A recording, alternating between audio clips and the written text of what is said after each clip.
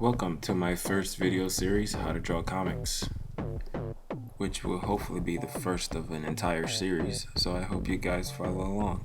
The first video is going to be very simple and it's going to be very boring for you guys, but I hope you guys pay attention because this is probably one of the most important parts. Actually, the best suggestion would be for you to follow the link to my main site.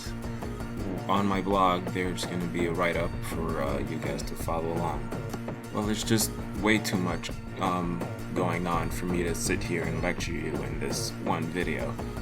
If you check out my blog, there's actually a lot of information that you would need to know before you even get to this point where you're actually opening the page in Photoshop and trying to color it in.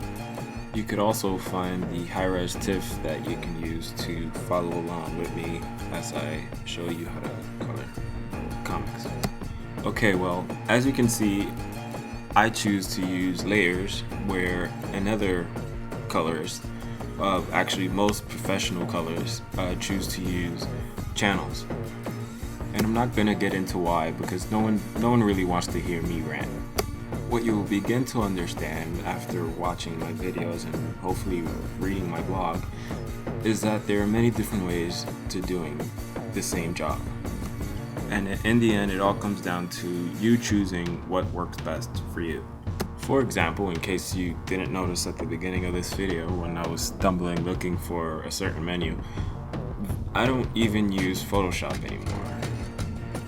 I've been coloring comics for so long now that I've worked on PCs, I've worked on a Mac, and I've been able to use whatever program I have available to me. That's just me. So don't go out buying the latest version of Photoshop. The Photoshop I'm using here, it's actually a very early version. Whatever works.